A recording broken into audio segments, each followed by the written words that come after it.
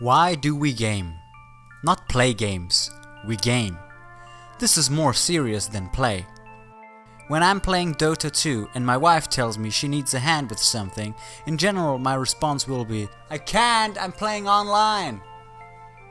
The implication is, of course, my team needs me, I can't leave them hanging.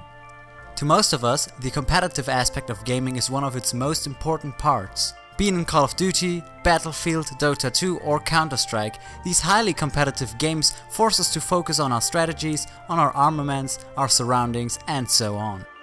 We would consider these games hardcore, games that are somewhat Twitch-based with fast-paced gameplay, games that expect you to be able to multitask on a very intense level.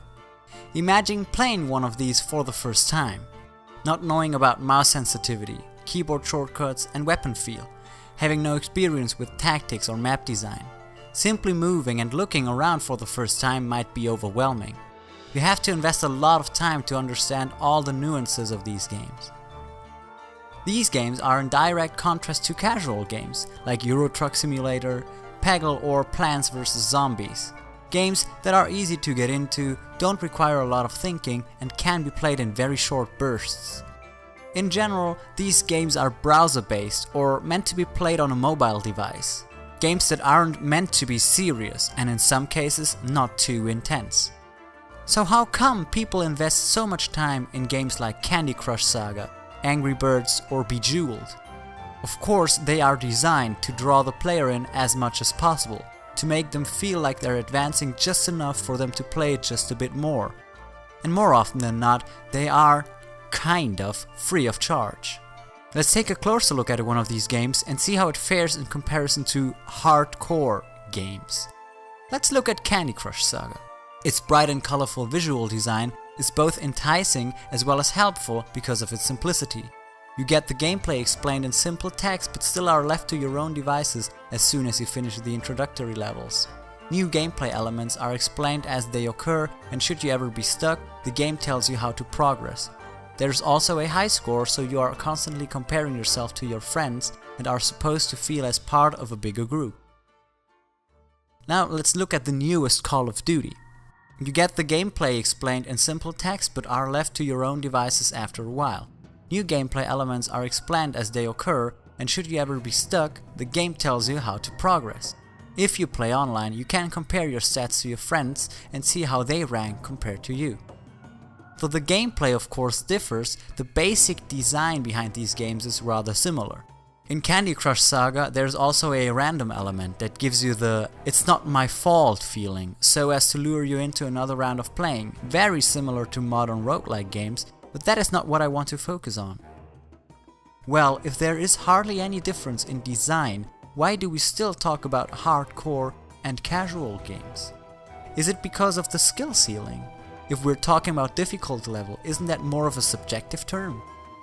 I personally might find The Binding of Isaac terribly easy after putting over 100 hours into the game, but does it suddenly turn into a casual game just because of my personal skill? And is Peggle suddenly a hardcore game, simply because you're colorblind or because you've never touched any other video game? If games can't really be classified into hardcore and casual, what are we to do with these terms? Like I mentioned earlier, people seem to invest time in any kind of game, be it Angry Birds or Dark Souls. Instead of talking of difficulty, maybe we should talk more about gaming intensity, about how much time you actually spend playing video games. If you finished every Angry Birds level with 3 stars, might be you're a hardcore Angry Birds player.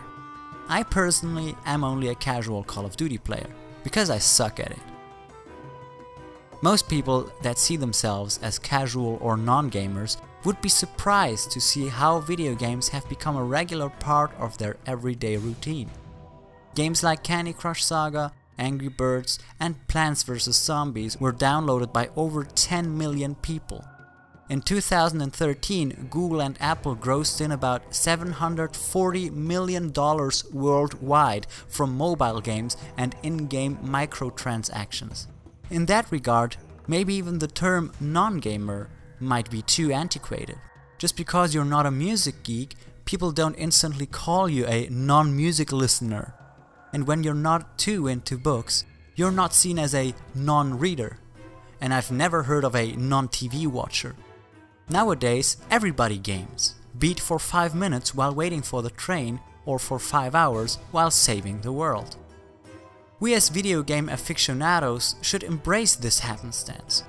The more people feel included in our community, the more creative our community can be, and the more we will be able to see crazier and weirder game concepts in the future. If your partner can spend hours playing Candy Crush Saga but is overwhelmed by Battlefield, maybe show them Portal instead. If your significant other is into philosophy, why not show them Antichamber? Or maybe they'd be really into The Bridge but simply don't know it exists.